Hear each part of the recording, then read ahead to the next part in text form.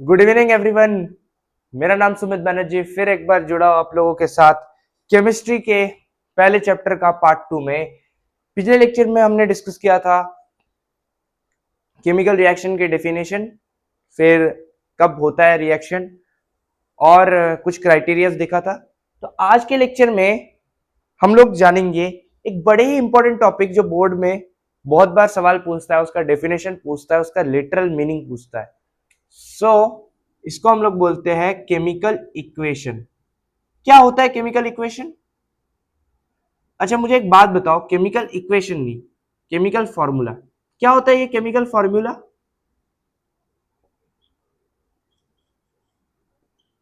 क्या होता है? This chemical formula, this chemical formula is the representation of atoms, elements, molecules, compound, anything.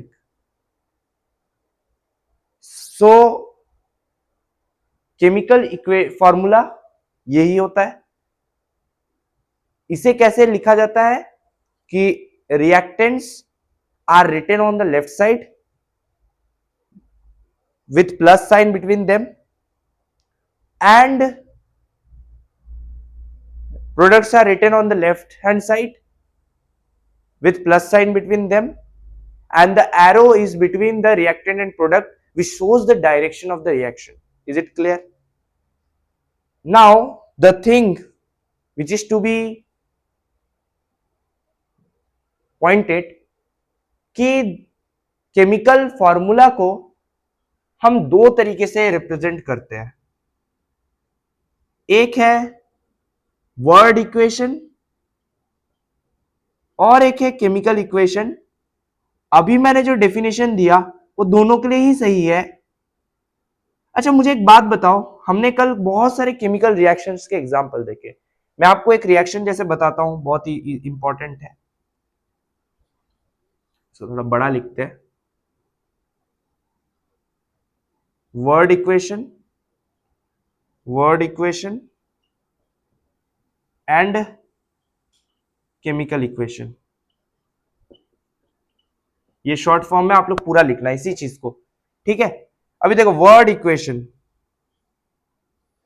Chemical equation, दोनों के लिए वो डेफिनेशन सही है जो मैंने बोला। Chemical formula is abbreviation of a long compounds. उनको दो फॉर्म में हम एक्सप्रेस करते हैं, केमिकल इक्वेशन, दूसरा वर्ड इक्वेशन। अब देखना, कल एक रिएक्शन जो है मैंने बताया था, मैग्नीशियम प्लस ऑक्सीजन। अगर मैं इसको पूरा लिखूं, magnesium plus oxygen gives magnesium oxide, ठीक है? दिखाई दे रहा है कि नहीं? बताया था ये रिएक्शन, याद होगा तो बताया, अगर याद होगा आप लोग को तो ये रिएक्शन मैं बता चुका हूं। अब देखो ध्यान से, मैग्नीशियम और ऑक्सीजन, मैग्नीशियम और ऑक्सीजन मैग्नीशियम ऑक्साइड बनाता है। कैसे याद कर सकते हैं? मोमो, MOMO। तो देखो, मजाक से हटके, ये जो मैग्नीशियम और ऑक्सीजन है, ये मैग्नीशियम ऑक्साइड बनाता है। ये मैंने लिखा है पूरे वर्ड्स में, पूरे वर्ड्स में लिखा है बोल के इसको हम लोग बोलते हैं वर्ड इक्वेशन। अगर यही चीज को मैं, बहुत टाइम टेकिंग है तो ऐसे तो एग्जाम में आप लोग लिखेंगे नहीं, तो कैसे लिखते हो छोटा करके? मैग्नीशियम का सिंबल सभी को पता है, Mg9 में पढ़ा था। ऑक्सीजन का सिंबल O2 पढ़ा था कि नहीं? हमेशा सिंबल जो है, मतलब उसका जो फिजिकल स्टेट है वो लिखना। अभी मैं उसमें नहीं आ रहा क्योंकि मैं बैलेंसिंग में ही नहीं आया हूं। तो देखो, Mg क्या है? Mg और O2 रिएक्ट करके बना रहा है MgO, बना रहा है कि नहीं? MgO मैंने क्यों लिखा? अभी सवाल ये आएगा, मैग्नीशियम ऑक्साइड बना रहा है ना। अच्छा, मैग्नीशियम का वैलेंसी कितना होता है? 2+। बताओ होता है कि नहीं? ऑक्साइड का वैलेंसी क्या होता है? 2-। ये कट हो जाएगा, क्रिस क्रॉस होगा भी तो कोई फर्क पड़ता है? कट हो जाएगा दोनों। तो मैं इसको लास्ट में क्या लिख सकता हूं? MgO। बोलते क्या है इसको? Magnesium oxide. ये रिएक्शन में ये जो मैग्नीशियम ऑक्साइड है, ये क्या है? एक पीपीटी है, प्रेसिपिटेट। सब बताऊंगा, अभी तक मैं उसमें नहीं गया। तो इसको बोलते हैं chemical equation. Second one is the chemical equation, first one is the word equation. पूरे वर्ड्स में लिखना। अब क्वेश्चन पेपर में क्वेश्चन वर्ड में देता है केमिकल फॉर्मूलाज में भी देता है, क्वेश्चन में ये देगा, ठीक है। आप लोग जब आंसर लिखोगे तो ये मत लिखना वेरी टाइम टेकिंग, क्योंकि बोर्ड में आपको समय मिलता है 2 घंटा 40 मिनट आई थिंक। मेरे स्कूल में भी मुझको यही बताया गया कि इतना ही समय मिलेगा, तो 2 घंटा 40 मिनट, तो इतने समय में आपको बहुत जल्दी खत्म करना है, तो आप इसका स्क्रीनशॉट ले लीजिए। आई होप आपको केमिकल फॉर्मूला और उसका रिप्रेजेंटेशन समझ में आ गया होगा, ठीक है। आई होप आप लोगों ने स्क्रीनशॉट ले लिया होगा। चलिए देखिए,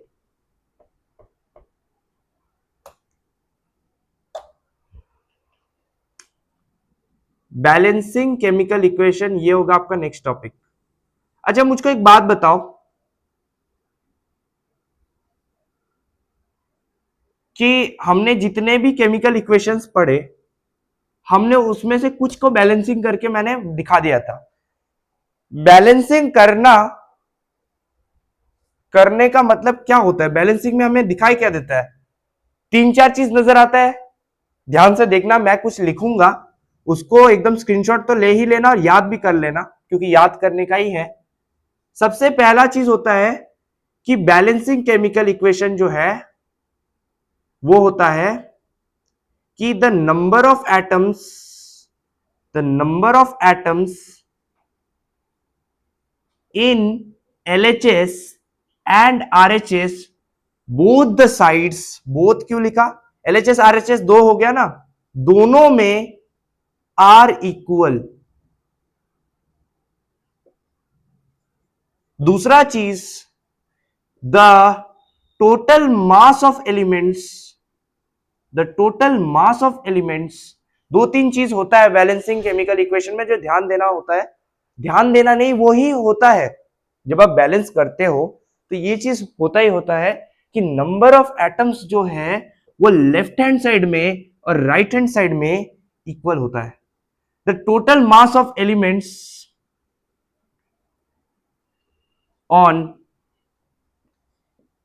LHS and RHS are equal. The total mass of elements on LHS and RHS are equal. ठीक है, होता है कि नहीं बताओ? एक चीज, दो चीज, ये होता है number of atoms LHS RHS में इक्वल होता है, total mass of elements on LHS and RHS are equal. तीसरा चीज, ये दो तो होता है। तीसरा मुझे बताओ, बैलेंसिंग केमिकल इक्वेशन का डेफिनेशन पूछे तो ये दोनों ऐड कर देना।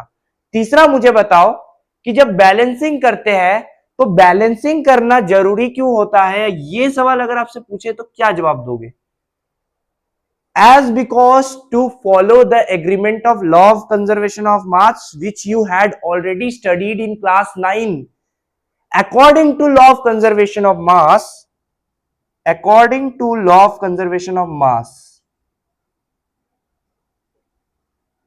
क्या होता है ये आप लोग खुद लिखोगे, मैं जस्ट बोल दे रहा हूं। That the total mass of reactant is equal to total mass of product. It means mass is conserved. It means mass can neither be created nor be destroyed. ना आप मास को बना सकते हो ना मास को डिस्ट्रॉय कर सकते हो।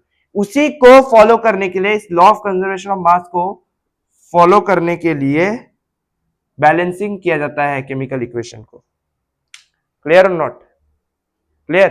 अब मैं आपको 2-3 बैलेंसिंग दूंगा इसको समझाने के लिए। अभी एक चीज ध्यान देना, यहीं पर मैं कुछ लिख रहा हूं। केमिकल इक्वेशन जो मैंने आपको बताया, केमिकल इक्वेशन का डेफिनेशन बताया ना। केमिकल इक्वेशन में दो टाइप के इक्वेशन होते हैं, एक बैलेंसिंग जो करना बहुत जरूरी होता है जिससे इसको हम लोग इस एग्रीमेंट को फॉलो कर पाए, फॉलो करें, ठीक है। और एक इक्वेशन होता है अनबैलेंस्ड केमिकल इक्वेशन। अनबैलेंसिंग नहीं बोल रहा मैं, अनबैलेंस्ड बोल रहा हूं। अनबैलेंस्ड केमिकल इक्वेशन, अनबैलेंस्ड मतलब कि जो बैलेंस नहीं है, जिसमें ये तीनों कंडीशन नहीं है, ये तीनों कि ना उसका total mass of element LHS RHS में सेम है, ना number of atoms LHS RHS में सेम है, और ना वो लॉ ऑफ कंजर्वेशन ऑफ मास को फॉलो करे, उसको अनबैलेंस्ड बोलते हैं। और इसी का दूसरा नाम है स्केलेटल इक्वेशन। एग्जाम में पूछता ही पूछता है कि what is the other name of unbalanced equation. ठीक है, इसका स्क्रीनशॉट ले लीजिए। अभी देखो बैलेंसिंग कैसे करते हैं, मैं आपको दिखा देता हूं। बहुत ही आसान चीज है, बोर्ड में बहुत पूछता है, वेरी इजी। आई होप आप लोगों ने स्क्रीनशॉट ले लिया होगा। जिनसे छूट गया हो वो लोग वीडियो को पॉज करके ले लेना पक्का, इसको लिखना, क्योंकि वेरी इंपॉर्टेंट। अब ध्यान से देखना, ध्यान से देखना, कुछ सवाल दे रहा हूं। The law of conservation of mass given by, the law of conservation of mass given by,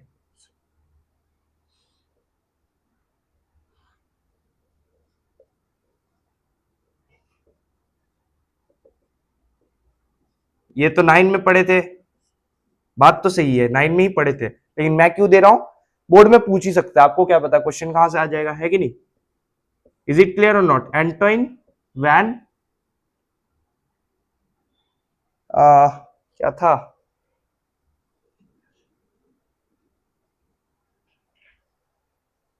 Antoine van लिवे, Antoine van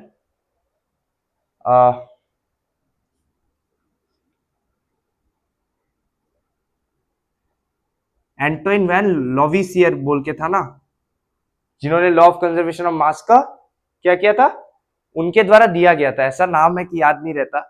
Antoine van Leeuwenhoek उसकी तरह सिमिलर है, उन्होंने क्या किया था, लिविंग सेल का डिस्कवरी किया था, थोड़ा रिलेटेबल है।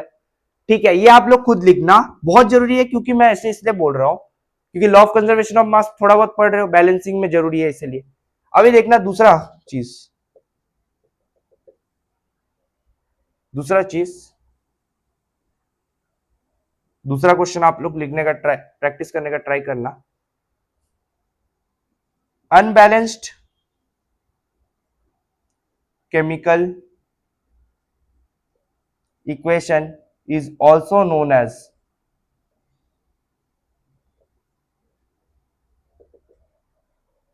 अनबैलेंस्ड केमिकल इक्वेशन को क्या कहते हैं, is also known as this unbalanced chemical equation.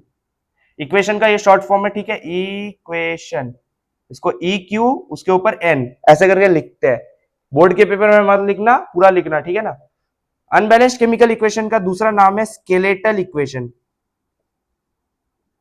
Skeletal, कंकाल देखा है ना, कंकाल क्या पूरा होता है, कंकाल में जब उसका स्किन होता है तब जाके वो एक पूरा ह्यूमन बॉडी होता है, तो वैसे ही आप समझ सकते हो कि कंकाल है। It is a skeletal equation, not completed, not completely balanced, उसको बैलेंस फिर करना होता है तब जाके वो बैलेंस्ड इक्वेशन होता है। ठीक है, ये दोनों क्वेश्चन का स्क्रीनशॉट ले लीजिए। ओके, आई होप आप लोगों ने ले लिया होगा। अभी देखो, अब बैलेंसिंग करो। सबसे पहला FE, FE FE FE FE, कौन सा दू क्वेश्चन आप लोग को,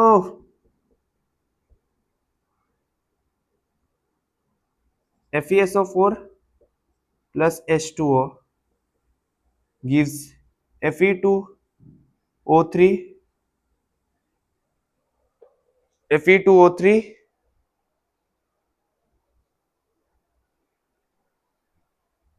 ये वाला नहीं, ये वाला नहीं, एक सेकेंड, सिर्फ आयरन जब वाटर के साथ रिएक्ट करता है, Fe plus H2O gives Fe2O3, Fe2O3 ये प्रोड्यूस करता है H2, Fe2O3 plus H2, Fe2O3, Fe2O3 किसका केमिकल फॉर्मूला है बताओ तो, Fe2O3 होता है, हाँ, ferric oxide, correct, ferric oxide यानी कि आयरन 3 ऑक्साइड भी बोलते हैं इसको, आयरन 3 ऑक्साइड। अच्छा, अब इसको बैलेंस करना है। बैलेंस करने का तरीका देखो, ध्यान से देखना, इसी को मुझे बैलेंस करना है, ध्यान से देखना, ये क्वेश्चन है। Fe plus H2O, Fe2O3 plus H2, मैं क्या करूंगा, इन एटम्स को लिखूंगा, आयरन को पहले लिखूंगा, हाइड्रोजन को लिखूंगा और ऑक्सीजन को लिखूंगा, 3 है। यहां देखना, इस तरफ, इस तरफ देखना, आयरन को पहले लिखूंगा, फिर हाइड्रोजन, फिर ऑक्सीजन। सबसे पहले कौन सा साइड है, इसको क्या बोलते हैं, बचपन में पढ़ा था आप लोगों ने, एलएचएस बोलते हैं, इसको आरएचएस बोलते हैं, है कि नहीं। एलएचएस सबसे पहले मैं लिखूंगा, फिर मैं लिखूंगा, फिर मैं लिखूंगा आरएचएस, कॉलम बना लूंगा, आयरन, हाइड्रोजन, ऑक्सीजन। देखो आयरन यहां कितना है, आयरन यहां एलएचएस में कितना है, लेफ्ट हैंड साइड में कितना है, लेफ्ट हैंड साइड में 1 है, राइट हैंड साइड में 2 है, बहुत अच्छे। हाइड्रोजन कितना है, लेफ्ट हैंड साइड में 2 है, राइट हैंड साइड में 2 है, हाइड्रोजन का कोई टेंशन नहीं, फिट है हाइड्रोजन, पूरा फिट है एकदम रिएक्शन के लिए। ऑक्सीजन 1 है लेफ्ट हैंड साइड में, यहां 3 है भाई, फेयर नहीं है, फिर इसको भी 3 ऐड करना पड़ेगा, ऐड नहीं मल्टीप्लाई, यहां ऐड का कोई सीन ही नहीं, मल्टीप्लाई करना है। अब तुम ध्यान से देखना, जादू देखना, ये Fe है, यहां 2 Fe है, तो मुझे अगर बैलेंस करना है मैं इसके आगे 2 लगाऊंगा ना, जनरल बात है, 2 लगा दिया, Fe संतुष्ट, Fe balanced, hydrogen already balanced है, हुआ कि नहीं, 2Fe 2Fe, H2H2, 1 oxygen 3 oxygen, तो मैं क्या करूंगा, एडिशन को रहने दो, इसके आगे 3 लगा दूंगा, हाइड्रोजन H2 के आगे बस 3 लगा दूंगा LHS में, ध्यान रखना, इंटू 3 कर दो यहां पर, ये भी बैलेंस्ड हो गया। लेकिन देखना, एक चीज नोटिस करना, यहां आपका बाकी सब बिगड़ तो नहीं गया है, अभी मेरे 3 ऐड करने से हाइड्रोजन 6 हो गया, तो हाइड्रोजन बिगड़ गया, हाइड्रोजन भैया निराश हो गया, उसको निराश नहीं करना है, तुरंत ही यहां जो H2 है उसके आगे 3 लगा देना है, H2 के आगे 3 लगा देना है, 3H2 3H2 6 balanced, 3 oxygen balance, 2 Fe balanced, so this is the perfect balanced equation, this is the balanced equation, और दिस इज द, ये जो है लॉ ऑफ कंजर्वेशन ऑफ मास के एग्रीमेंट को फॉलो करता है। बस एक ही एग्जांपल आपको दिखाना था, अब मैं 2 क्वेश्चन आपको टास्क दे रहा हूं, आप इसका स्क्रीनशॉट ले लीजिए और घर में 2-3 बार प्रैक्टिस करना, देखना बहुत प्रैक्टिस करोगे तो ये एकदम मींस आपसे बनने लगेगा झट-झट, ठीक है। चलिए अब मैं इसको मिटा रहा हूं, अब मैं इसको मिटा दे रहा हूं, and I am giving you some questions. Balance this one, FeSO4 FeSO4 gives FeSO4 gives Fe2O3, गलत बोल रहा हूं क्या मैं, नहीं सही बोल रहा हूं, Fe2O3 plus SO2 plus SO3,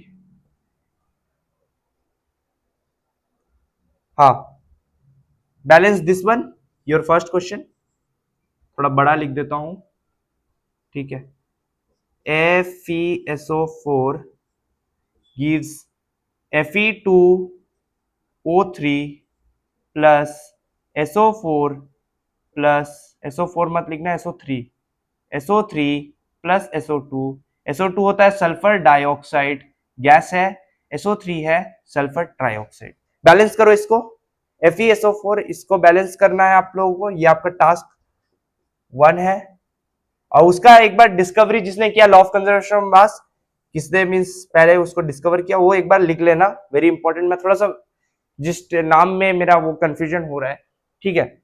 ये एक बैलेंस करना, दूसरा जो बैलेंस करना है आपको वो है, मैं टफ नहीं दे रहा ज्यादा, ठीक है, CO plus O2 carbon dioxide बनाता है, ये आपको पता होगा, CO2, इसको भी बैलेंस करना है, ये थोड़ा टफ लगेगा लेकिन आसान है, थोड़ा सोचना पड़ेगा बस, टफ ये भी नहीं है, टफ ये भी नहीं है, बस but the most important thing is to little bit working your brain, okay, so take screenshot of this and please do it sincerely without taking help of Google, okay, तो मैं इसे मिटा रहा हूं। अब देखो आगे बढ़ते हैं, अब सिलसिले को थोड़ा आगे बढ़ाते हैं, बहुत हुआ बैलेंसिंग केमिकल इक्वेशन, अब देखो केमिकल इक्वेशन जब लिख रहे हो, ज्यादातर केसेस में मैं नहीं बोल रहा, फिजिकल स्टेट लिखना बहुत जरूरी है, जिसको मैं बहुत दिनों से बोल रहा हूँ, बहुत दिन तो नहीं, एक ही लेक्चर हुआ उसमें बोल रहा हूँ कि मैं बताने जा रहा हूँ। अभी आपके धैर्य को आप खत्म कर दीजिए, क्योंकि अब मैं बताने जा रहा हूं। ये जो एस है ये हम रिप्रेजेंट करते हैं सॉलिड को स्मॉल एस से, लिक्विड को एल से रिप्रेजेंट करते हैं, ठीक है। कोई भी लिक्विड हो उसके आगे एल लगा देना। गैस को रिप्रेजेंट करते हैं स्मॉल जी, या फिर अपवर्ड की तरफ एरो, ऊपर की तरफ एरो, क्योंकि उड़ता है ना तो गैस। एक्यू, एक्यू वाटर, मतलब वाटर में जो जो सॉल्यूशन, मतलब जो वाटर में जिसको मींस डिसॉल्व किया जाता है, मतलब काइंड ऑफ सॉल्यूशन, सॉल्यूशंस के लिए एक्यू। अगर वो पीपीटी हुआ, पीपीटी मींस इनसॉल्युबल वन, तो उसको हम लोग पीपीटी से रिप्रेजेंट करते हैं। प्रेसिपिटेट हुआ, प्रेसिपिटेट, कुछ कुछ प्रेसिपिटेट भी होते हैं रिएक्शन में, कुछ कुछ प्रेसिपिटेट बनता है जो एकदम सेटल हो जाता है, बीकर के, टेस्ट ट्यूब के, वॉच ग्लास के नीचे सेटल हो जाता है। इसको एकदम दिमाग में फिक्स कर लो, वो एकदम नीचे सेटल हो जाता है, डाउनवर्ड एरो इसलिए मैंने दिया, और पीपीटी भी बोलते हैं। हीट, हीट को कैसे समझोगे? हीट को हम लोग देते हैं ट्राइंगल, ये ट्राइंगल नहीं है, डेल्टा है, डेल्टा से हम लोग उसको मार्क करते हैं। So this is some physical states, how to means represent this physical states. Hope you understand this. Tough कुछ भी नहीं है, स्क्रीनशॉट ले लीजिए इसका। There is nothing like concept, there is no concept of tough, और मेरे डिक्शनरी में टफ बोल के कुछ नहीं है, बस आपको पढ़ना है, ठीक है। आई होप आप लोगों ने स्क्रीनशॉट ले लिया होगा। चलिए आगे बढ़ते हैं। स्क्रीनशॉट अगर छूट जा रहा है तो आप लोग पीछे कर लीजिए, ठीक है, कोई ऐसे दिक्कत नहीं, मुझे जल्दी जल्दी थोड़ा सा कवर करना है, आप समझ ही पा रहे हो मेरे बात को। अब मैं इसे भी मिटा रहा हूं, ध्यान से देखना। अब हम आ जाते हैं the most important topic, balancing हो गया, क्यों जरूरी है बता दिया, कुछ कंडीशंस बता दिया। अब देखना, अब मैं आपको बताने जा रहा हूं एक बहुत important topic, types of chemical reaction. नाम सुन के थोड़ा डर लग रहा है, बिल्कुल सही बात है, क्योंकि कई सारे टाइप्स है, लेकिन आप जो जिस जनरेशन में, आप में से किसी को भी डर नहीं लग रहा है, मैं बस बोल रहा हूं, क्योंकि very easy topic and very conceptual topic, life time याद रखने वाला टॉपिक है। इसको हमेशा याद रखना, भूलना मत, आपके आगे जो है काम आएगा, 12 में भी आएगा काम। 10 का काफी हद तक पढ़ाई आपको 12 में मिलता है, इसको एकदम दिमाग में भर लो। अब टाइप ऑफ केमिकल रिएक्शन में कुछ टाइप्स आपको पढ़ना है, जैसे कि कॉम्बिनेशन रिएक्शन, यही है ना आपके सिलेबस में, काफी हद तक मैं सिलेबस के अंदर घुस रहा हूं। दूसरा रिएक्शन इज डीकंपोजिशन रिएक्शन, सबको एक्सप्लेन करूंगा, डोंट वरी। तीसरा है सिंगल डिस्प्लेसमेंट रिएक्शन, अभी मैं 3 लिख रहा हूं, और भी बहुत सारे, उसको मैं समय के साथ ऐड कर दूंगा, ठीक है। अभी 3 लिख रहा हूं और तीनों को ही समझो, डोंट वरी, मैं एक एक करके कवर कर दूंगा, कुछ छूट जाएगा तो मुझे बताना, सब मैं आपको प्रैक्टिस भी करा दे रहा हूं। अभी कॉम्बिनेशन रिएक्शन को देखो, कॉम्बिनेशन रिएक्शन का डेफिनेशन मैं बताऊंगा, डोंट वरी, अभी हिंदी में समझो, हिंदी में बता रहा हूं। एक रिएक्टेंट, उसके साथ दो से ज्यादा भी हो सकता है, रिएक्ट करेगा, बनाएगा सिर्फ मात्र एक ही प्रोडक्ट, प्रोडक्ट जैसे एक बॉस है, प्रोडक्ट जैसे एक बॉस है, मतलब वो अकेला ही आएगा और कोई नहीं आएगा, ऐसे समझ सकते हो। तो कई सारे रिएक्टेंट्स रिएक्ट करेंगे एक दूसरे के साथ, एक ही सिंगल प्रोडक्ट बनाएंगे, तो उसी को बोलते हैं कॉम्बिनेशन रिएक्शन। कॉम्बिनेशन रिएक्शन कुछ ऐसा है कि A प्लस बी जो है आपका, यहां देखो नीचे लिख दे रहा हूं, सबसे बेहतर है, A प्लस बी जो है आपका AB बनाएगा, ध्यान रखना। ये है आपका रिएक्टेंट, R लिख दिया, ये आपका प्रोडक्ट, समझ में आया? अच्छा, ये जो A प्लस बी है ये देगा AB, इतना क्लियर है? मोस्टली कॉम्बिनेशन रिएक्शंस कैसे होते हैं? एक्सोथर्मिक। अभी बस याद कर लो कि एक्सोथर्मिक होते हैं, बाद में मैं बताऊंगा एक्सोथर्मिक होता क्या है। Mostly the combination reactions are exothermic, exothermic. ये हुआ 2 पॉइंट। अब देखो combination reaction, A plus B बनाता है ए बी। कॉम्बिनेशन रिएक्शन के 3 टाइप्स होते हैं। Type number 1, element plus element, element और एलिमेंट के बीच का रिएक्शन। दूसरा एलिमेंट प्लस कंपाउंड,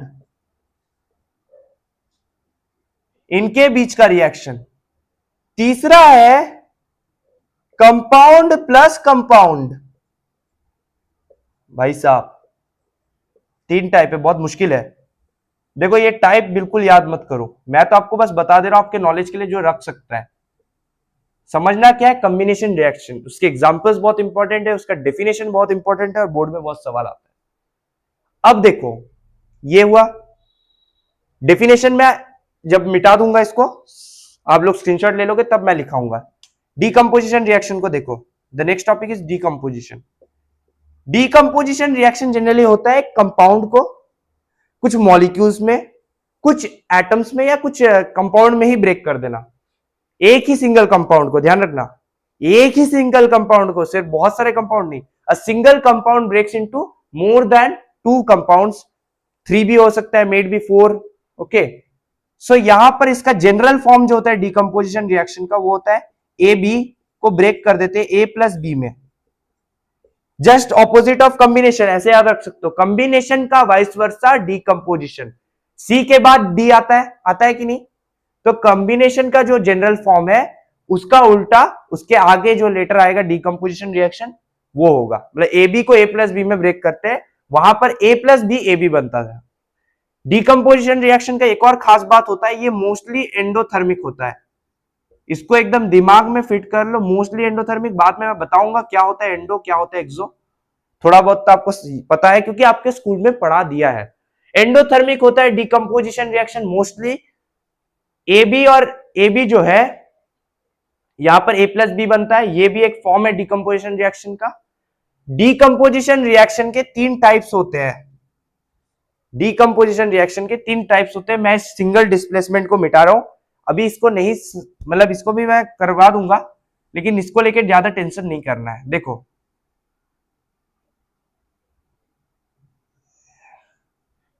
इसके टाइप्स देखो डीकंपोजिशन रिएक्शन के, यहां लिख रहा हूं राइट साइड में। सबसे पहला type is thermal decomposition. Thermal decomposition, इसमें हीट के प्रेजेंस में इसे तोड़ा जाता है। समझ में आया? तोड़ा जाता है। एक है फोटोलाइटिक डीकंपोजिशन,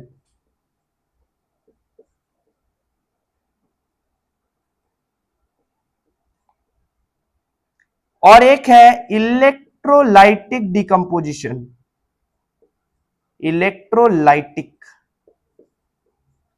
अच्छा मुझे एक बात बताओ, इसको इलेक्ट्रोलाइसिस भी कुछ लोग बोलते हैं, क्या दोनों सेम टर्म है? बिल्कुल सेम है। क्या दोनों सही है या दोनों गलत है या कोई एक सही है?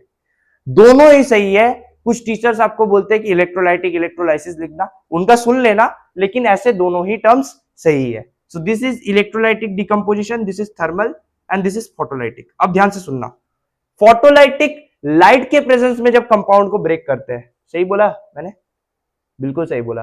कौन सा light? Any light. Sunlight is main source, sunlight इसका मेन सोर्स होता है, ध्यान रखना, मेन सोर्स। दी इलेक्ट्रोलाइटिक डिकम्पोजिशन, इसमें इलेक्ट्रिसिटी के प्रेजेंस में ब्रेक किया जाता है।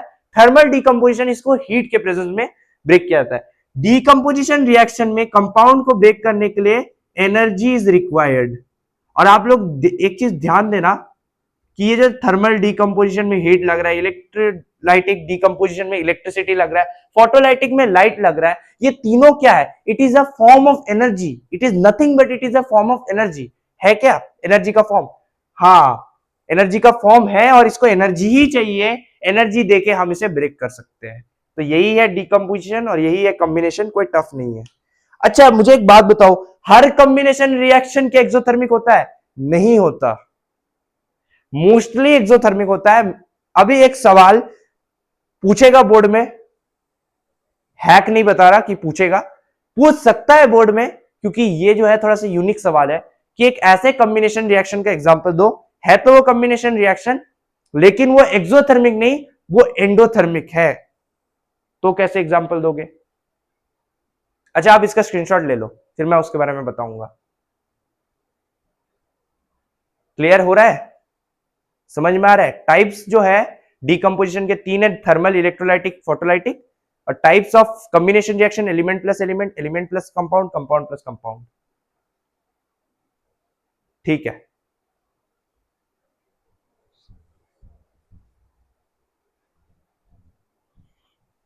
अभी देखो मैं इसे मिटा रहा हूं, आई होप आप लोगों ने स्क्रीनशॉट ले लिया होगा। चलिए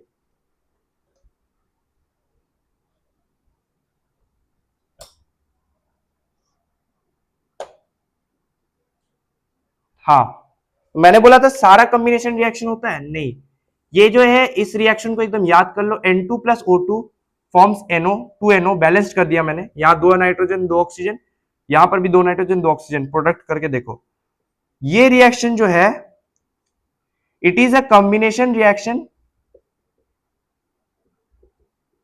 at the same time it is an endothermic reaction.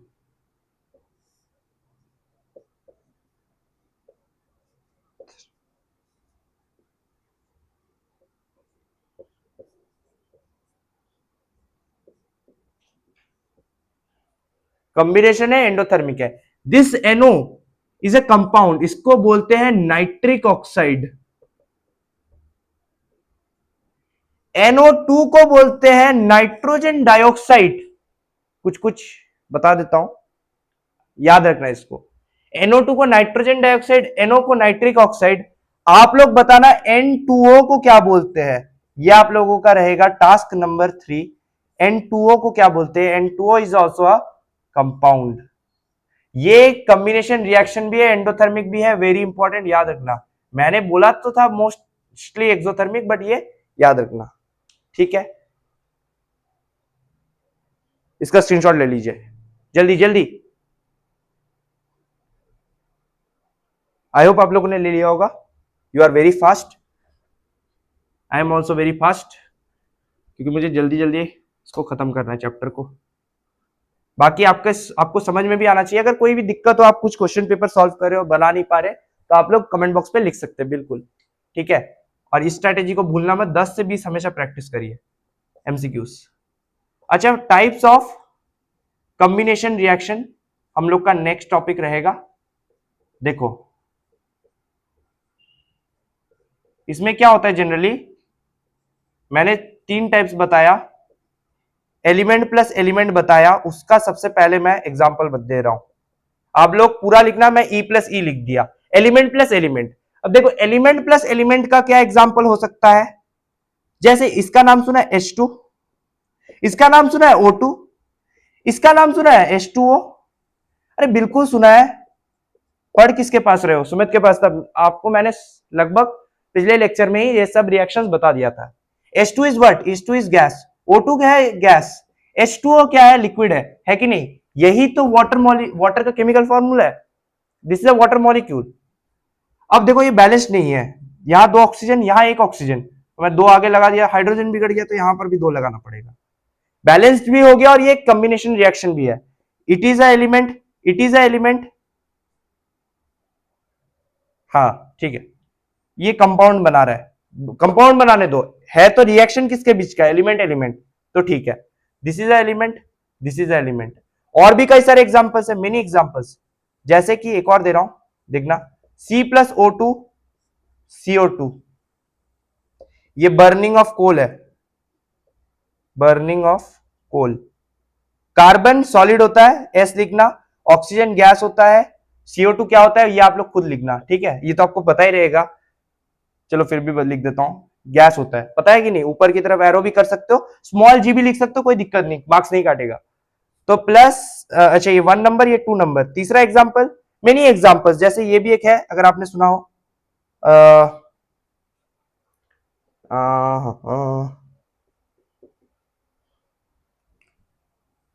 क्या हो सकता है, और भी कई सारे एग्जांपल्स है, जैसे कि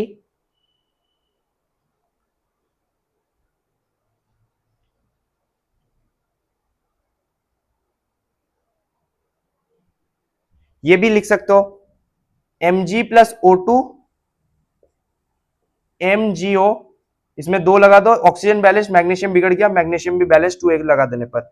यहां पर magnesium solid, oxygen gas, 2 MgO is precipitate, इसलिए डाउनवर्ड एरो। कलर कैसा होता है बताया था पिछले लेक्चर में, व्हाइट, व्हाइट कलर होता है। सो दीज आर 3 एग्जांपल्स, आप खुद से 2 लिखोगे, this is your task number I think 4, ठीक है, खुद से लिखोगे, और 2 एग्जांपल्स इसके एलिमेंट प्लस एलिमेंट के, बाकी और 2 करवा देता हूं, आप लोग इसका स्क्रीनशॉट ले लीजिए quick. Element plus element, water वाला, बर्निंग ऑफ कोल का एग्जांपल, और ये magnesium oxide 2 Mg plus O2 gives 2 MgO, ये वाला याद कर लो। ओके, तो ये पहला टाइप था एलिमेंट प्लस एलिमेंट, जब 2 एलिमेंट रिएक्ट करता है तो क्या बनता है। अब दूसरे टाइप पे आ जाते हैं हम लोग। दूसरा टाइप क्या है, एलिमेंट प्लस कंपाउंड, करेक्ट, सही सोचा आपने।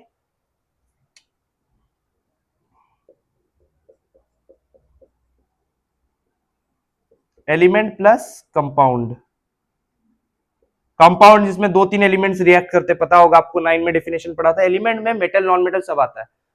अब ऐसे जब रिएक्शन होता है तो उसको एलिमेंट प्लस कंपाउंड बोलते हैं। ये एक टाइप है कॉम्बिनेशन रिएक्शन का। जैसे देखो, एक एग्जांपल दे रहा हूं, when when carbon monoxide reacts with oxygen forms CO, forms what, क्या बनाता है, CO plus O2, CO plus O2 बनाता है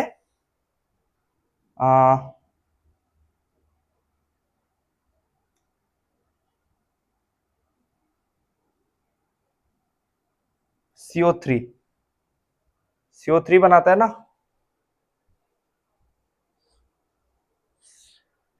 CO plus O2, CO plus O2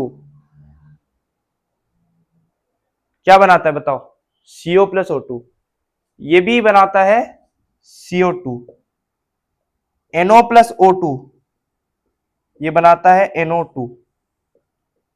अभी मैंने इसको बैलेंस नहीं किया है, अभी मैंने इसको बैलेंस नहीं किया है। अभी देखो, ध्यान से देखना जादू, यहां 1 2 3 ऑक्सीजन है, मुझे भी यहां पर कैसा चाहिए, कितना ऑक्सीजन चाहिए, 3 ही चाहिए। तो मैं इसको क्या करूंगा, या फिर मैं ऐसे कर सकता हूं, इसको 4 ऑक्सीजन इधर कर सकता हूं, तो यहां इसके आगे मैं 3/2 लगा दे रहा हूं फ्रैक्शन में, और इसके आगे भी मैं 3/2 लगा देता हूं। दोनों सेम टाइप का क्वेश्चन है। 2 गया तो 3 यहां ऑक्सीजन, फ्रैक्शन कट जाएगा ना, 3 नहीं, मैं पहले इसका बात कर लेता हूं, 3 ऑक्सीजन यहां प्लस 1 तो 4, यहां पर 3 प्लस 1 4, और यहां 2 यहां 2, तो इसको बैलेंस करने के लिए बस 2 2 लगा दूंगा। लेकिन फिर कार्बन नाइट्रोजन बिगड़ जाएगा, दोनों तरफ की बात कर रहा हूं, दोनों तरफ की, तो मैं दोनों तरफ ही 2 ऐड कर दूंगा, तो बैलेंस हो गया। बैलेंस हो गया, और ये क्या है, कंपाउंड, एलिमेंट प्लस कंपाउंड। देखो ना, ये ऑक्सीजन एलिमेंट है, गैस है, ये कंपाउंड है, ये भी कंपाउंड है, ये भी गैस है, NO2 और CO2 भी गैस है, ठीक है। फिजिकल स्टेट ऑफ NO और CO आप लोग खुद लिखोगे, ठीक है, CO और NO। अच्छा, ये क्वेश्चन भी मैंने आपको दिया था, शायद अभी इसका आंसर आपको मिल गया, क्योंकि करना पड़ा मजबूरन, कुछ कर नहीं सकते। ये बहुत ही इंपॉर्टेंट एग्जांपल है एलिमेंट प्लस कंपाउंड का, वेरी इंपॉर्टेंट। अब देखो, इसका स्क्रीनशॉट ले लो, अगला और लास्ट टॉपिक आज के लेक्चर का डिस्कस कर लेते हैं। एलिमेंट प्लस कंपाउंड समझ में आ गया होगा, आयो बैलेंसिंग भी कर दिया, और ये एक टाइप है, याद करना पड़ेगा, कुछ नहीं कर सकते, बार बार लिखोगे केमिकल रिएक्शंस को तो याद हो जाएगा, मैंने भी वैसे ही किया है। चलिए, क्योंकि इसका कोई न्यूमोनिक्स नहीं होता, ठीक है। अब हम आ जाते हैं अपने नेक्स्ट टॉपिक पे। The third type is the compound plus compound. Compound plus compound का मेनी एग्जांपल्स है, मेनी, बहुत सारा।